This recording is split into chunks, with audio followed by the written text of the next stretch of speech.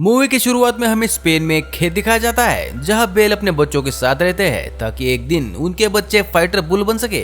शुरुआत में दो बच्चे लड़ रहे हैं। इसी बीच एक और बेल वहां पर आता है जिसका नाम फर्डिनेंड होता है, जो किसी से झगड़ा नहीं करना चाहता था बल्कि ये सबका ख्याल रखता है, चाहे वो छोटा पौधा हो या फिर फूल। तभी वहाँ पर एक ट्रक आ जाता है और फर्डिनेंड के पूछने पर मेटाडोर उसे बताता है कि आज एक सांड अपने खेत से निकलेगा जो स्पेन में सबसे बड़ी प्रतियोगिता में भाग लेगा। फर्डिनेंड पूछता है आज कौन जाएगा? तब वेलिएंटे कहता है आज मेरे पिता जाएंगे, वो मजबूत है, उनमें बहुत शक्ति है, वो किसी को भी हरा सकते हैं। फर्डिनेंड भी सोच रहा होता है कि काश मेरे पिता चले जाते, क्योंकि एक बार कोई भी उस प्रतियोगिता में हिस्सा लेता है तो वो बेहद ही फेमस हो जाता है। कुछ ही देर में वहाँ से कुछ सांड निकल कर आते हैं। फर्डिनेंड और वेलिएंटे के पिता एक दूसरे को अपने सींगों से हरा रहे थे, लेकिन अंत में फर्डिनेंड के पिता की जीत होती है और मेटाडोर उन्हें चुनते हैं। दूसरी ओर वेलिएंटे और उसका पिता गुस्से में होते हैं। वे सोच रहे थे कि हम अपना बदला जरूर लेंगे। फर्डिनेंड उदास हो जाता है क्योंकि उसका पिता उसे छोड़कर युद्ध करने के लिए जाने वाला था। वो अपने पिता के सिर पर बैठता है और कहता है क्या तुम्हारे लिए लड़ाई के लिए जाना जरूरी है? मैं तुम्हारे बिना कैसे रहूंगा?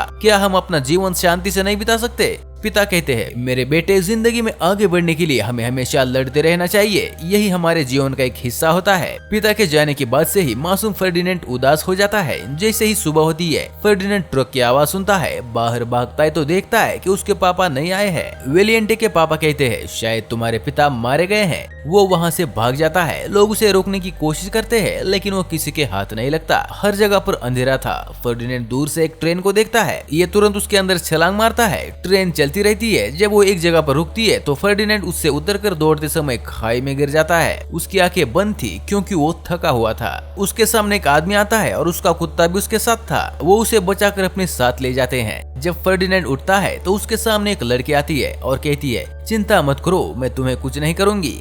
ये लड़की उस आदमी की बेटी थी जिसने अपने कुत्ते के साथ फर्डिनेंड को बचा कर यहाँ लाया था। लड़की का नाम नीना था। धीरे धीरे वो फर्डिनेंड के पास बैठती है और उसका विश्वास हासिल करती है। फर्डिनेंड बाहर आता है तो नजारा देखकर चौंक जाता है। बाहर एक प्यारा सा बगीचा था। वो बगीचे में चलने लगता है। वो फूलों को सूंघता है और इसका आनंद लेता है। नीना के पिता गिटार बजाते थे और नीना फर्डिनेंड के साथ खेलती थी। अब वे सबसे अच्छे दोस्त बन गए हैं। फर्डिनेंड एक बहुत बड़ा बैल बन गया है, लेकिन फिर भी उसका स्वभाव नरम था। उसे लड़ने में कोई दिलचस्पी नहीं है और वह नीना के साथ खेलता है। एक दिन उस नगर में फूलों का बड़ा उत्सव था। नीना अपने पिता से कहती है हम हर साल की तरह फर्डिनेंड को अपने साथ ले जाएंगे। नीना के पिता कहते हैं फर्डिनेंड अब एक छोटा बच्चा नहीं रहा, हम इसे कहीं और ले जाएंगे। उदास होकर नीना वहाँ से चली जाती है। फर्डिनेंड अकेला हो जाता है। उसे लगता है कि नीना मेरे बिना उदास होगी, मुझे वहाँ पे जरूर जाना चाहिए। जब वो वहाँ पर जाता है तो नीना उसे देख लेती है और पूछती है तुम यहाँ पर क्यों आए? पापा देखेंगे तो गुस्सा करेंगे। लेकिन तभी उसे पीछे से मधुमक्खी काट लेती है। फर्डिनेंड डर जाता है और इधर उधर दौड़ने लगता है, सब कुछ बर्बाद भी करने लगता है। तभी जानवरों को पकड़ने वाली टीम आकर उसे पकड़ लेती है और वहाँ से ले जाती है। वो लोग फर्डिनेंड को उसी खेत में ले जाते हैं जहाँ से वो बचपन में भाग गया था। ट्रक में फर्डिनेंड के साथ एक बकरी थी जो कहती है तुम्हें परेशान नहीं होना चाहिए, सब ठीक हो जाएगा। जब फर्डिनेंड खेत में आता है तो वो अपने पुराने दोस्तों को देखता है। वेलिएंटे फर्डिनेंड से कहता है जब तुम गए थे तो मैं शांत था,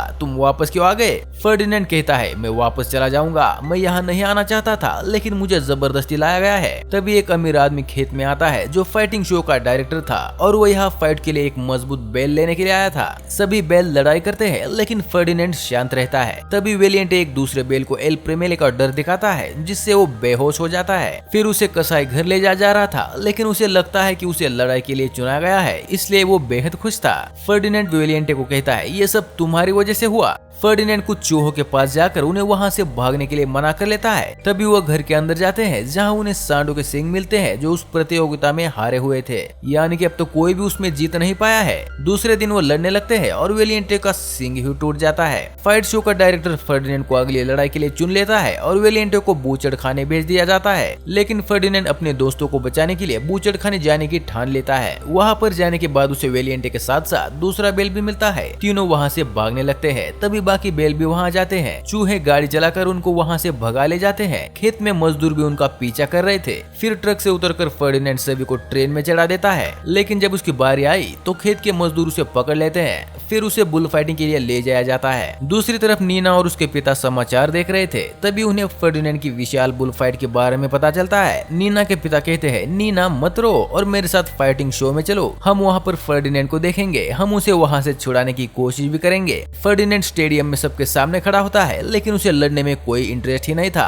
क्योंकि ये वो लड़ाई थी जिसमें उसके पिता और कई सारे सांडों की जान चली गई थी। स्टेडियम में एल प्रेमेरो कोशिश करता है कि वो लड़ाई की शुरुआत करे, लेकिन फर्डिनेंड बहुत विनम्र था, वो लड़ना नहीं चाहता था और वो कुछ नहीं करता है। वहाँ पर मौजूद सभी लोग एल प्रेमेरो पर हंसने लगते हैं, क्योंकि वो एक बैल को नियंत्रित नहीं कर सकता है, जिसपे उसे बहुत गुस्सा आता है और उसके अहंकार को ठेस पहुँचती है। वो कहता है, फर्डिनेंड अब मैं तुम्हें नहीं छोड़ूंगा। एल प्रेमेरो तलवारों से उसके सींग काटने के लिए आगे बढ़ता है। अब अपनी जान बचाने के लिए फर्डिनेंड इधर उधर भागने लगता है। एल प्रेमेरो उससे संपर्क नहीं कर पाता, यानी कि वह फर्डिनेंड के सींगों को छू भी नहीं पाता है। फर्डिनेंड गुस्से में एल प्रेमेरो को ऊपर उठाता है और हवा में ही उड़ा देता है। सभी लोग एल प्रेमेरो का और भी ज्यादा मजाक उड़ाने लगते हैं। वो गुस्से में आकर उसे 2 भालों के साथ मारने की कोशिश करता है और वो उसे मारने ही वाला था कि सभी लोग चिल्लाने लगते हैं कि उसे मत मारो। नीना तुरंत स्टेडियम जाती है। वो फर्डिनेंड को उसके चेहरे पर हाथ रखकर कहती है, मैंने तुम्हें बहुत मिस किया। उसे देखकर फर्डिनेंड बहुत खुश होता है। तभी फर्डिनेंड के सामने एक फूल गिरता है और वो उसके सामने शांत बैठता है। सभी लोग उसे चीयर कर रहे थे। एल प्रेमेरो का दिल भी पिघल जाता है। वो अपने दिमाग से फर्डिनेंड का गुस्सा छोड़ देता है। अपनी तलवार पकड़े हुए वो अपना चेहरा घुमाता है। स्टेडियम में मौजूद सभी लोग खुशी से झूम रहे थे। फर्डिनेंड पर फूलों की बारिश होती है। इस बीच हम देखते हैं कि दरवाजा खुलता है और उसके सभी साथी वहां आ जाते हैं। अब नीना उन सभी जानवरों को अपने ट्रक में लेकर उसके घर जाती है। सभी लोग बहुत खुश होते हैं और मजे से जिंदगी बिता रहे होते हैं। इसी के साथ मूवी की हैप्पी एंडिंग हो जाती है। दोस्तों, वीडियो को लाइक करके चैनल को सब्सक्राइब करना मत भूलना। मिलेंगे अगले वीडियो में, तब तक के लिए टाटा।